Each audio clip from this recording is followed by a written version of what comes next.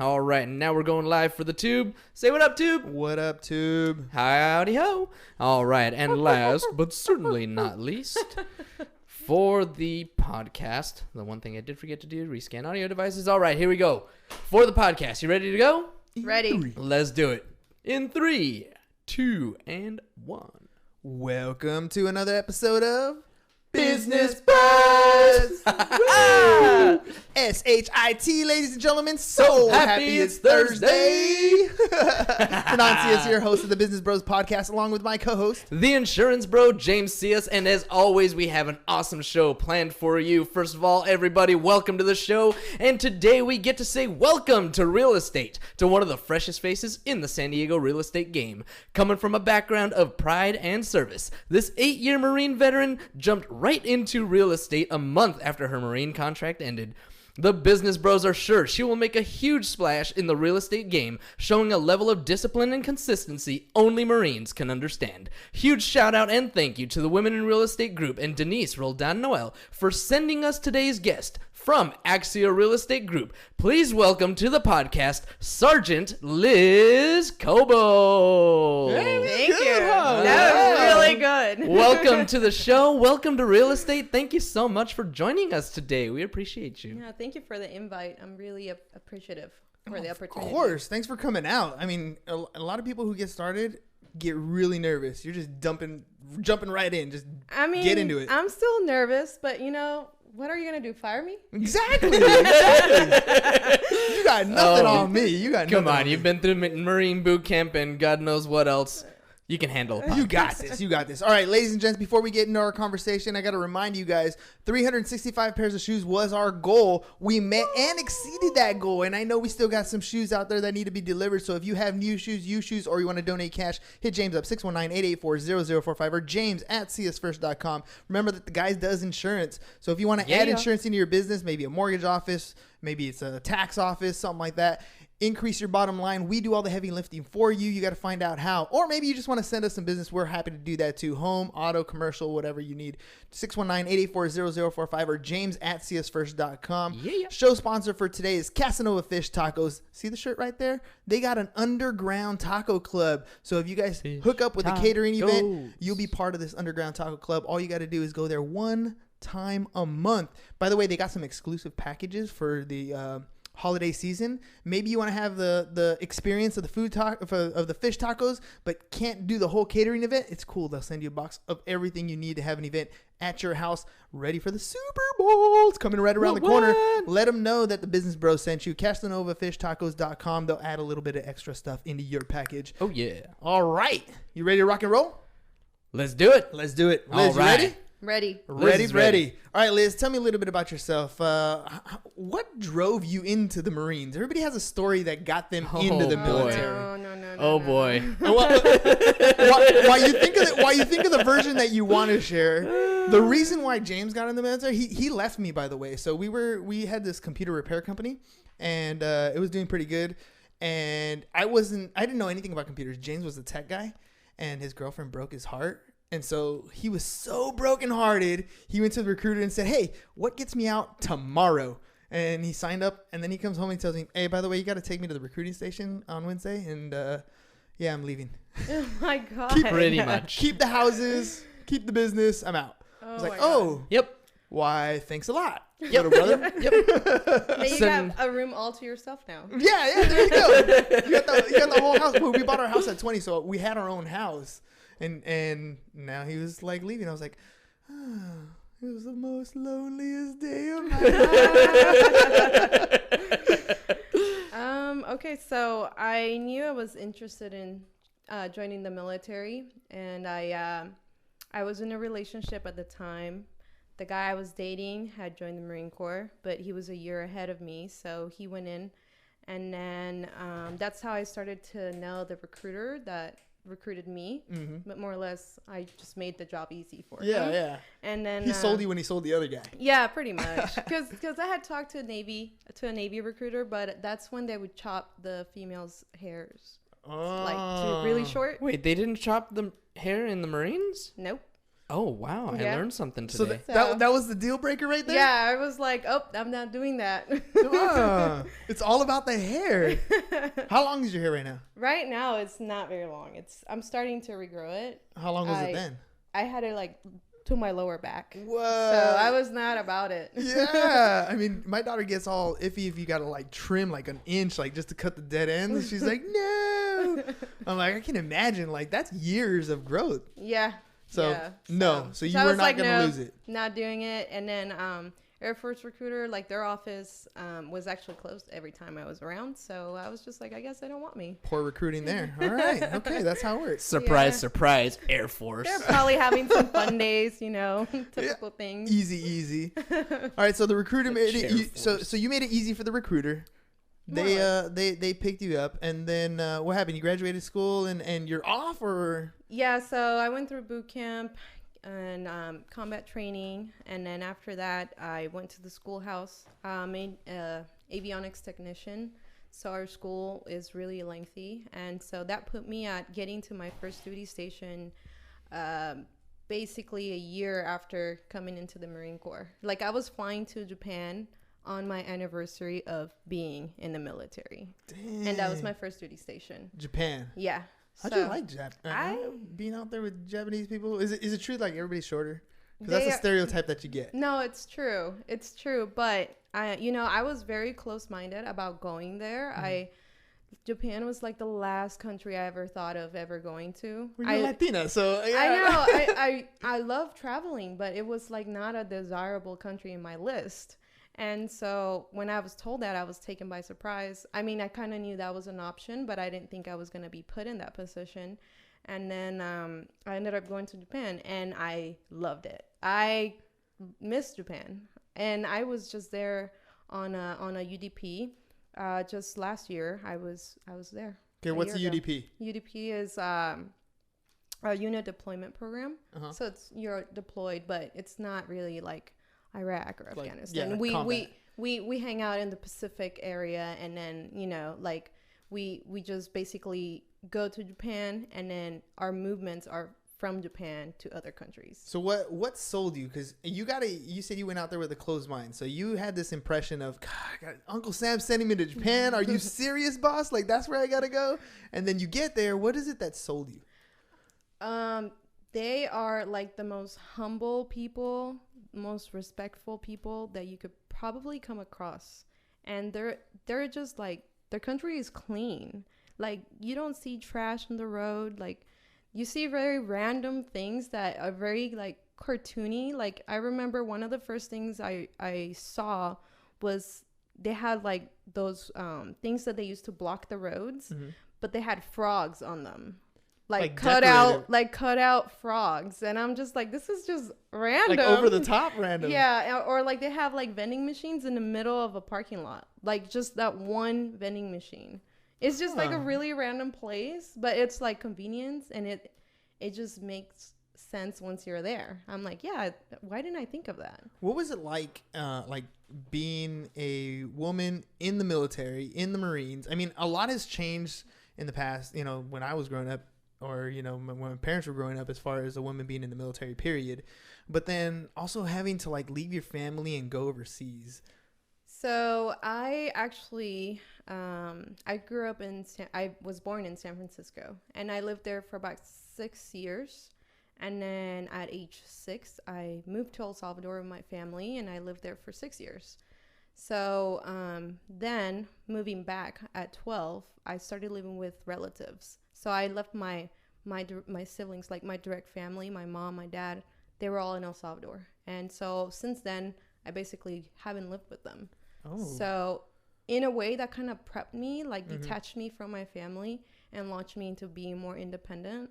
And then that alone got me through boot camp. Like I didn't have an issue being there. I thought it wasn't like, I wasn't like homesick, you know? Yeah. So, but what was the question again? What was it like being a woman in the military and then moving over to Japan? Yeah, so being in Japan, I didn't get homesick. I did miss the States, but I think as far as from a woman's perspective, it was a little bit intimidating because I was one of one other chick in my direct apartment or shop, they call it, but it's like your work area. So it was just 2 of us for like 2 years in that group of people that I directly worked with. And so working with a bunch of dudes is not easy. It's not, but it is. Like, there's no girl drama, but there is other kinds of dramas that do happen. So it was to me, it wasn't hard being in that setting, in that environment, but it is challenging for some. Like, you kind of have to constantly prove yourself, like you can keep up with the guys, you know what I mean? That's like the main thing.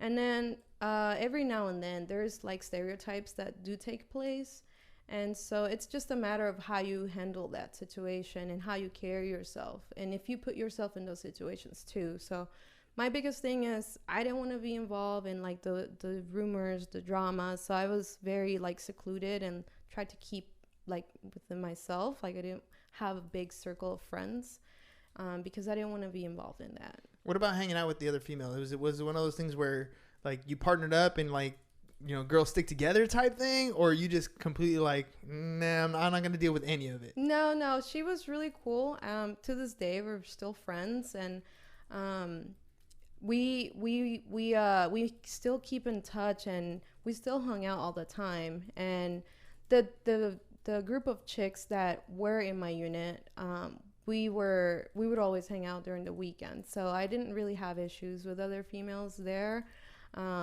But it was this really tiny group, you know? So that's like, you make the best of it because that's all you have. You don't have anywhere else to go. You don't have family. So you become family with the people that are with you. How long were you in Japan?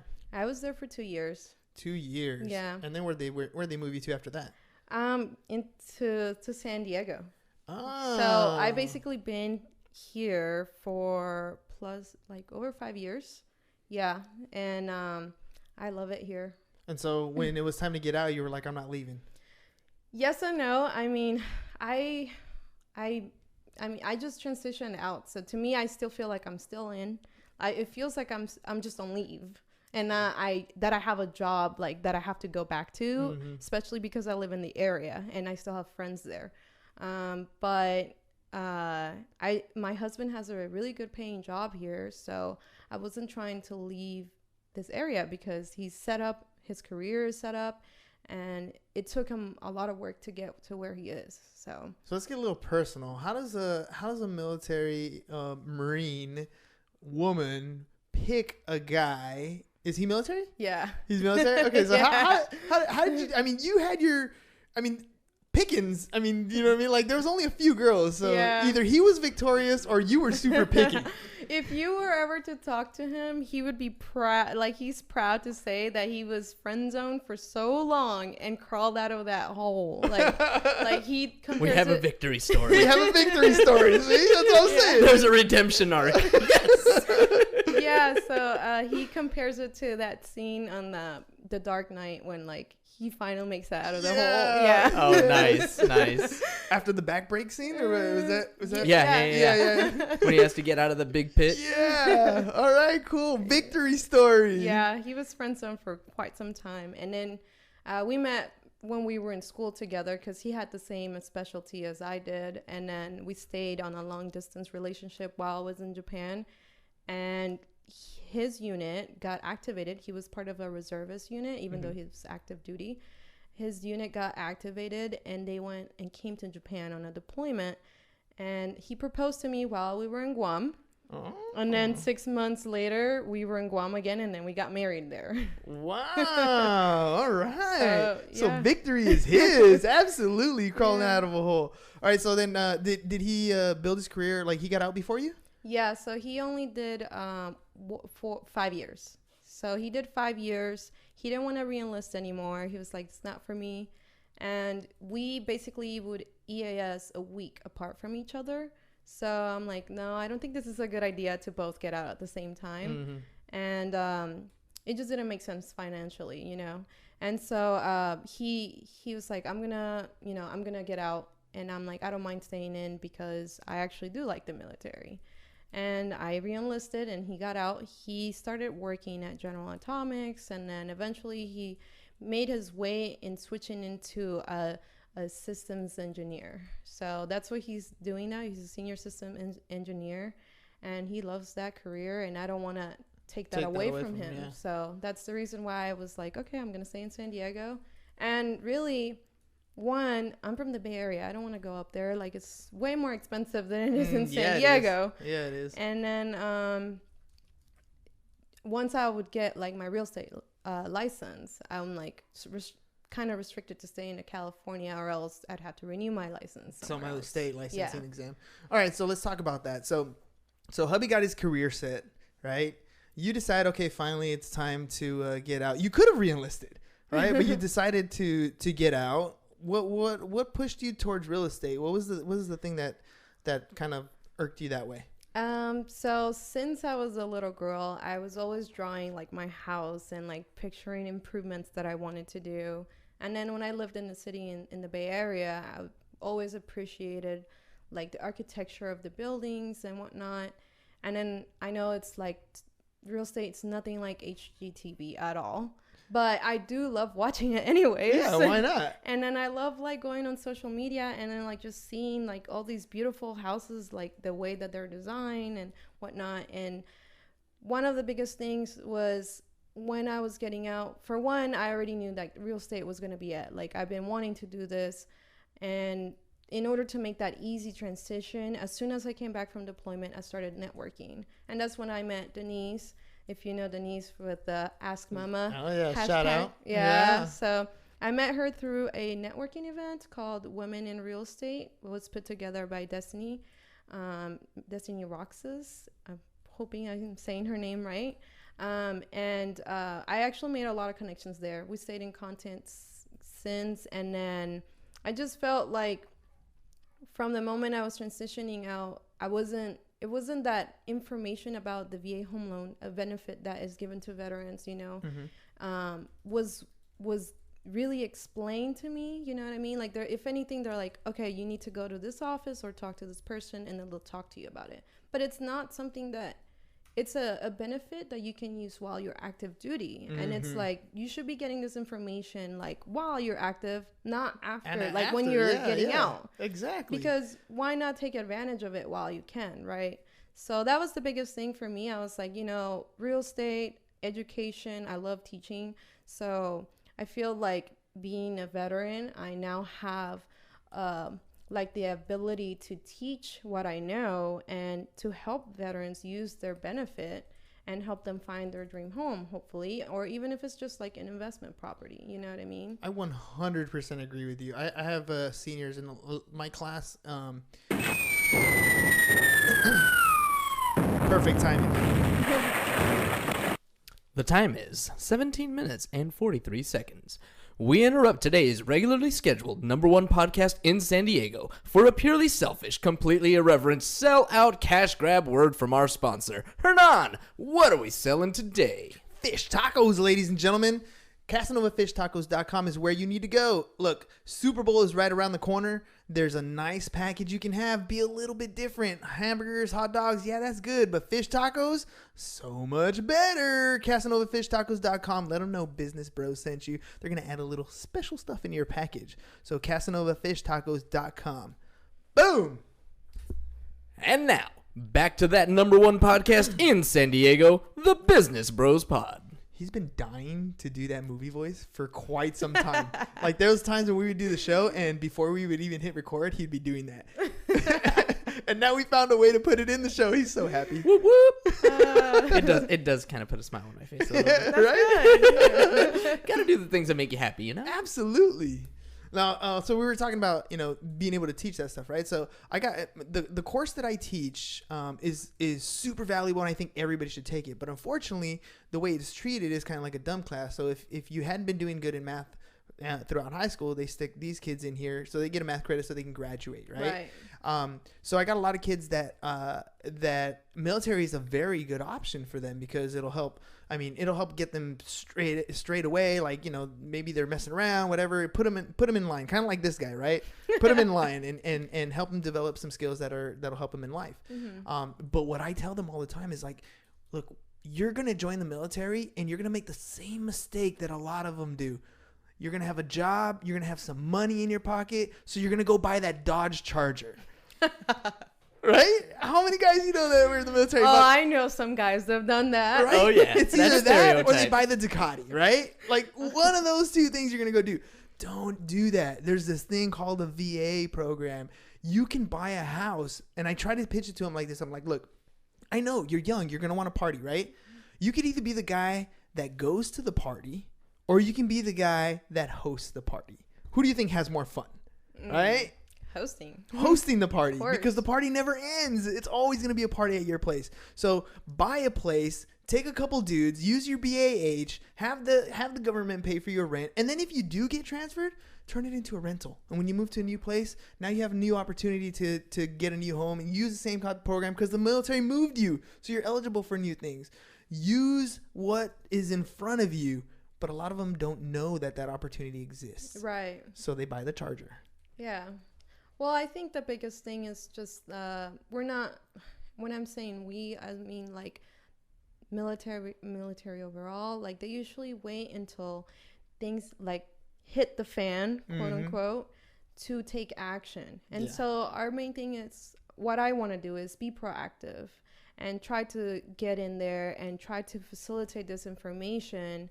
And that way people are aware of what they have before it gets, 20 years down the road when they're retiring. Woulda, shoulda, couldas at that point, right? Exactly. And that's a big difference. All right, so you jump into this real estate game, right? And you get to meet some of the most powerful women in real estate in this group. I mean, we've had some powerful women come on the show, and I mean leaders of like NAREPs and women on the show that didn't start off as powerhouses but are now powerhouses. And so where do you see yourself in this arena of real estate? Like in the future, like push yourself like a couple years down the road. You're about to renew your license. So this is like 3-4 years down the road. You're going to renew your real estate license. Where do you see yourself? I think, I've been networking a lot and I've been meeting a lot of veterans that are in the real estate game, but everyone that I've met is a guy. So I want to be the female version of them. You know what I mean? Like I want to be the one that gets known like right off the back. And so hopefully I become a little bit more well known throughout the community. And I'm not just limited to just real estate and military. Like I also speak Spanish. So I want to facilitate home ownership for Hispanics as well. And that's part of like what NAREP does. And so being able to be working close-handedly with Denisse really puts me at a good spot in that sense. And so I really hope, I really know that I'm going to be learning a lot of great things from her.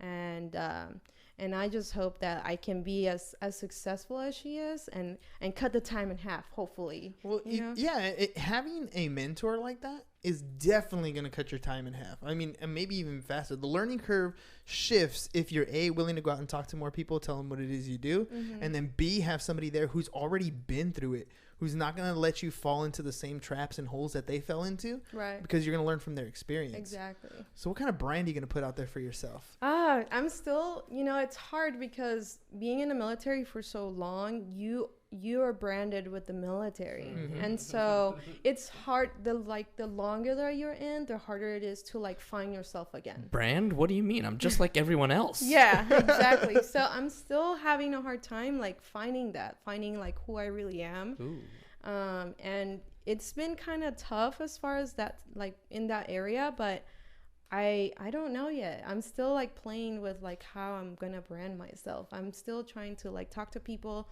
to help me out with that. Yeah, you gotta come up with something that is you, that you are gonna identify with. I mean, Denisse, for example, there's times where I don't remember Denise's name. She's Ask Mama. Right. You know what I mean? So just Ask Mama, and that's where you got to go. Yeah. And so, having that brand behind you, it's one of those like long-term plays. So you're going to be talking to people. You're going to be Liz or Elizabeth, whichever one you want to go by. You're going to be Liz, and you're going to go out there and you're going to talk to people, and they're going to know what you're doing, and you're going to be helping Latinas and Latinos buy, Hispanics buy homes. You're going to be helping veterans buy homes.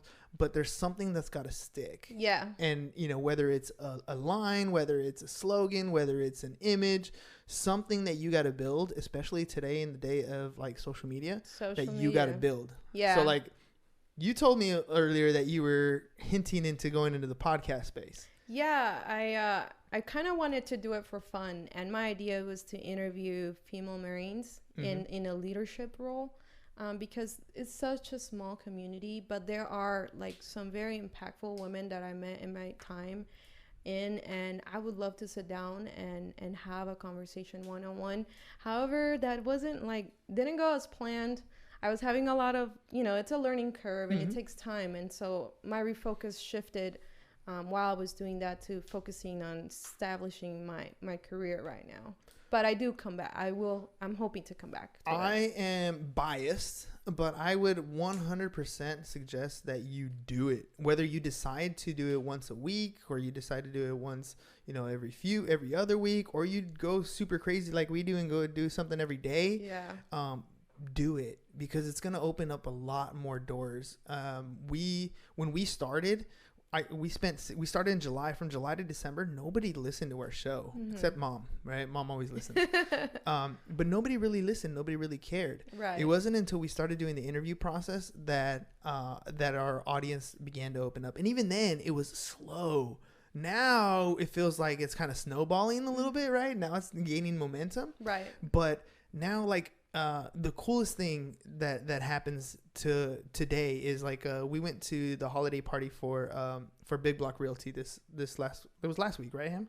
Yep, last Thursday. Yeah, and so we went, and it was really cool to see a bunch of people that we've interviewed on the show, that we've met, but B was to meet people that we had met, but maybe didn't really know who they were. They hadn't been on the show. Or even better was meeting people that would say, hey, I love what you guys are doing. It's a great show.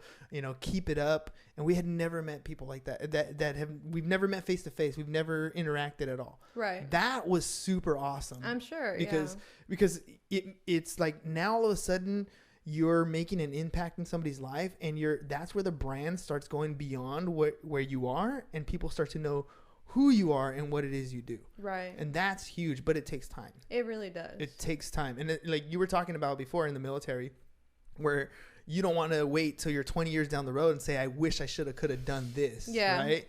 So this is one of those things where if you just commit to it, it's really going to be about 2 hours a day, right? Because you're going to record. I don't know how long your show is going to be, even if it's like a half-hour show. If it's a half-hour show, it'll probably take you at least an hour to take that information. That's the 1 hour, maybe add the intro, outro. That's all I would do for ours. We add the intro music, we add the outro music, and then post, right? Create the post. And that's it, but it takes that little bit of extra effort. But the exposure you get after that and the people you get to meet, I think it's tremendous. I mean, imagine all the people you're going to get to associate with that are going to get to know you because you help them get some more content. Right. It's huge. I think it's like your sphere just exponentially grows. Yes. And so I really wanted to do that because, I mean, I might not be in the military anymore, but I still do care for the community, and I still have friends that are part of it. So I want to make sure to continue guiding them in the ways that I've learned through the years, and then hopefully facilitate that, because the female community in the military is so small, like I told you earlier, and so it'd be easier to connect over a platform like a podcast and learn from each other that way. So, and you'll be able to connect with not just the people who you're talking to on the show, but you connect with all the people that they're associated with. So one of the things, and I'll give you this is a Facebook hack that I learned from Ollie. From Ollie. I'm trying to remember his show's name because he changed it. It's Business Breakdown. So he has a show called The Business Breakdown, and he invited us to be on the show as a guest, right? So I go over there, and they did to me what I did to you when you came in was, hey, open up your Facebook app and go to the biz page and invite all the friends over. And it works twofold. On the one hand, you get all your friends to come see your episode, right, which is awesome. But on the other hand, we get to add your friends and family into our sphere. Right. And so once you have that podcast and you're able to do that, you're able to grow your own sphere based on everybody else's who comes on the show. And that starts to get really big because now you have an audience. And once you have an audience, you can do all kinds of different things. Now you can send them different promos that are going on. You can do little Facebook ads that are saying, check out this open house. I'm going to have it here, blah, blah, blah. Come check it out.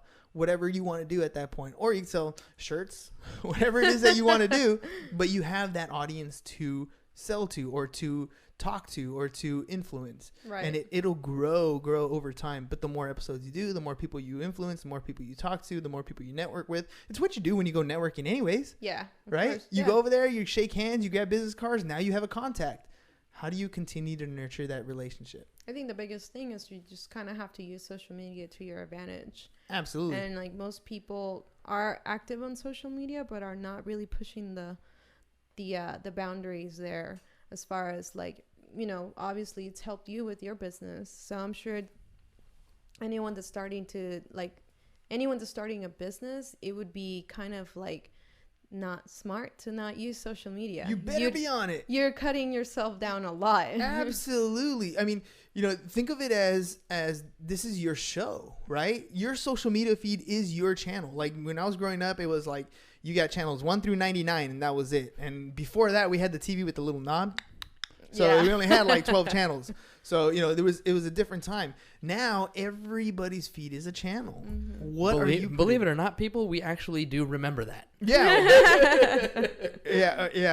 Our first TV turned green. You had to hit it on the side for the color to come back. Remember that TV? Yeah, we actually had a black and white one too. We had a black and white one too. So damn old. Yeah. So, but you know, social media is your channel. What you put on there, I know there's a lot of people who are like, oh, well, I have a private life. So don't put stuff about your kids. Don't put stuff about, you know, whatever. If you're worried about that, then only put your business. There are people who are going to tune into that because that's what they want to know. Yeah. And if you want to do other things, that's cool. You're going to get a different type of person to tune into that because that's what they want to watch. It's what we do on TV anyways, right? Right. We're like, hey, what do I want to watch? Nope. Ooh, that's interesting. And we watch that. That's how it works. Yeah. So as long as you're putting out content, they're going to go, you know, move, scroll. Ooh, that looks interesting. And they're going to watch. But it's a matter of what do you put out there. If you have nothing out there, nobody's looking at you. And you're in the business of, look at me. Let me share with you what I know. And then maybe you want to work with me. Right. You like Chip and Joanna Gaines? Yeah, I do actually. That's like my wife's favorite, like, HGTV people. I feel like the husband totally is like my husband. He's such a jokester. Oh, yeah? Yeah, so it's part of the reason why I like it. All right. So you fell in love with Chip first, and then you happened to find a Chip. No. It was the other way around. Oh, you found a Chip, and then you were like, oh, look, I found you on TV. No, that's cool. Because my wife loves watching the show, the dynamic between the two of them. My thing is, I don't know how you keep having so many kids, man. Like, jeez. That woman, I'm honestly surprised because they have the show, they do the business, and like she continues to grow outside of just doing like homes. She's a beast. She's got a brand on through Target and whatnot. Yeah, her that Magnolia restaurants, mm-hmm. And I'm just like, this lady, like anything that she touches turns to gold. Absolutely. And I'm like, I need to be on that level. See, but her biggest success has been because of the exposure on the show. Once she put an audience, built, you know, had the guts to go out there and be vulnerable, people tuned in, they liked it, and then they see the other things they're doing, she can grow her business no problem after that. Yeah. And that's the thing. You have the opportunity to broadcast your own show. It's just on Instagram. It's on YouTube. It's on Facebook. Tune in and check it out, right? That's what people do. They tune into the Business Bros every single day around 4 o'clock. Just throwing it out there at Business Bros Pod for all our social media feeds. See, that's how it works. Cheap plug. All right, you ready, Liz? I'm ready. Ask the bros. Think of a question that you want to ask James or myself. Anything, personal, business. While you think of that, I'm going to remind our podcast audience, 365 pairs of shoes, ladies and gents, is the goal that we had. We met and exceeded it thanks to all of you guys. But if you still have shoes that you would like to donate, or cash or new shoes, whatever it is, hit James up 619-884-0045 or james@csfirst.com. The guy's also in the insurance business, so you can send us all your insurance leads. We turn them around real quick, especially for those homeowners in the 11th hour. You're afraid you're not going to close. Hit James up 619-884-0045 or james@csfirst.com. Make sure you guys check out CasanovafishTacos.com. They're doing a Super Bowl package. Don't get chintzy on the food. Get some good food. Fish tacos at your door delivered in a package, but there's only a limited amount. So go to CasanovafishTacos.com. Let them know that you heard it on the Business Bros, and they're going to add a little extra stuff to your package. All right, you ready? Ready. Ask away. Okay. So it has to be business. No, it can be business or personal, anything. Okay, so you haven't been to Japan, right? I have not been to Japan. So what would be the first thing you would do if you were to go tomorrow? The two things that pop into my mind is the what's the name of the robe that they wear? Kimono? Oh, kimonos. Kimonos? Yeah. Okay, so I would get a kimono because I think that looks totally cool. And I want to probably like I don't know, relax by like bonsai trees. That's like the stereotypical thing that I would know. I don't know anything that happens out there. Like, I'm not a big fan of like super packed cities. So I don't know if I'd want to go like to Tokyo, and like I'm not a fan of like going to New York for the same reason. It's just like super fast paced. But I'll go to Vegas, which is super fast paced. I don't know. Well, yeah, but Vegas, it's a totally different vibe. Like, it's just, yeah, it's a fast pace, but it's nothing like Vegas. No, well, I don't know. I've never been there. So what do you think I would do, or what do you think we would like to do if we went to Japan? What would you recommend for somebody who's never been there to, like, this is what you have to do first? Well, I mean, do you party? Or did you party? Yeah, I used to. I used to have my own house. We partied every day for sure. Okay, because I've been to Osaka a couple of times, and it was a blast. Everyone always wants to go to Tokyo. And Osaka and Tokyo, although Tokyo is the capital, you know what I mean? They kind of take Osaka for granted, and the experience can be a lot like Tokyo. It's a big city. There's a lot to do. There's a lot of food. It's like a crazy long street of markets and whatnot. And they party until like 5 a.m. The clubs are not like, they don't close until like 5, 6 in the morning. Damn. So that's breakfast. Yeah. Yeah, so you can easily just like, oh, okay, well, I mean, it's time for breakfast. What time does the party start? It's like an all day long kind of thing. Those places are packed all the time. All the time. Yeah. Do you like bar hop? Like, do you like club hop or? Yeah. We met friends, Japanese friends, and they just took us to all the like good spots. They're like, come with us. Yeah. So what about the language barrier? It's so, you know, in where I was working out of, it's more like countryside. Mm-hmm. So there wasn't as many people that would speak English. But if you go to like the cities like Osaka and Tokyo, they will most likely speak English. That's crazy. Yeah. That's crazy. It's like a whole other country. Yeah, it really is. It like really is. It's like this whole other side of the world. Across this big blue ocean. Yeah. All right, so Osaka. If I ever make it to Japan, we're going to go party in Osaka. You should. I doubt it. You'll probably go. I might. I have this fear of leaving the country. Why? I don't know. I feel like the moment I leave, like World War III is going to break out. Oh my God. I love traveling. So to me, like being out of the military is kind of hard because it did afford me the opportunity to travel. Even though it was for work, but it was still like, you know, a new place that I've never been. Mm-hmm. Well, here's my hypocrisy on that. I don't like to travel unless I travel with a purpose. But like, I'm going to go and I'm going to, I don't know, I'm going to a training or I'm going to speak somewhere or I'm going to, like, I will travel for work. I don't like to travel for leisure. But my wife's the complete opposite. She's like, we don't go anywhere.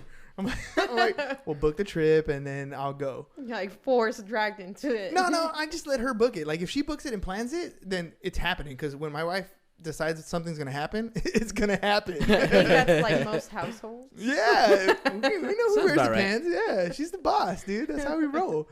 So, you know, that's how it works. But like to get me to plan to go somewhere, like I'll plan it. Like we're going to Texas in January, right? We're going to Texas in January, yep. Austin. I love going to Austin. It's fun. It's a cool spot. But like I'm going with a purpose. Okay. That's why like quarterly. Well, what if your purpose was to go try some specific food? See, that's spontaneity. That's him. That's him spontaneity. My wife likes the spontaneity too. I'm like, no. Where are we going? What are we going to do? But like Japan, you get legit sushi. That's true. Legit sushi would be good. I'm not a sushi person. Sorry. Even after being in Japan? Yeah, it was mostly because my husband, he's allergic to seafood. Oh. So we can't eat. So that's seafood. The excuse you use? But I love ramen. Like I can eat ramen. See? Legit ramen? Yes. Legit ramen. Yep. For Danny. Yeah. Sitting on the ground with the table really low? Yeah.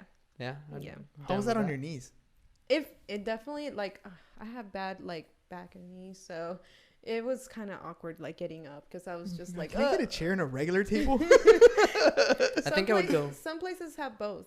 They'll have like an nice. area where it's low, like Traditional. yeah, and then they have like the stools or For you Americans. Yeah. Pretty much. They actually provide forks. Yeah. Yeah, I still wouldn't do it though. I'm like, if I'm in Japan, I'm gonna use chopsticks. You got to. For sure. Shoot, I go to a Japanese restaurant, I'm using chopsticks. Like, It doesn't matter anything like yeah. Asian, I'm going chopsticks. Yep, pretty much. You got to. All right, Liz, take a look at this camera. Tell people how to get a hold of you. Okay, so you can call my phone. You can find me on social media. You can find me. You can use my website. Any way you feel comfortable, like reaching out, you can send smoke signals if you want. She'll find She's a you. Marine. I'll She knows how find to read you. them. Yeah. Just think of that scene from Taken. I will find you. I have a specific skill set. But yeah, just Liz is your realtor. That's like basically everywhere on my social media. It's super simple. Liz with double Z. Some people try to find me with one Z, and now That's I'm gonna not be me. able to. Yeah, there's somebody else out there with the one Z that has the same. Hi, Liz. So double Z. Double Z. Yeah. Liz, your Yeah. realtor. Yeah. Liz So and then is your you can realtor. just send me a text, call me 858-465-0993. That's Boom. my phone number. Liz, thanks for coming on the show. Really Thank you. appreciate it. Dang, she got a military handshake, dude. So I told you. Woo! I felt weak. Let's do that again. Here, I gotta get. There you go. All right, Legit, ladies, man. It's legit. All right, ladies and gents, make sure you contact Liz 2Z's. Liz is your realtor for help her out. Let's get things going. Maybe you want to know a little bit more about the VA stuff, or you know somebody who needs a talking to from somebody who's been in that area. Hit her up. That's all we got for you guys today. Peace, Bye-bye. and we're out. Thanks a lot, Facebook. We love you. Appreciate you. Have a great night. So happy it's Thursday.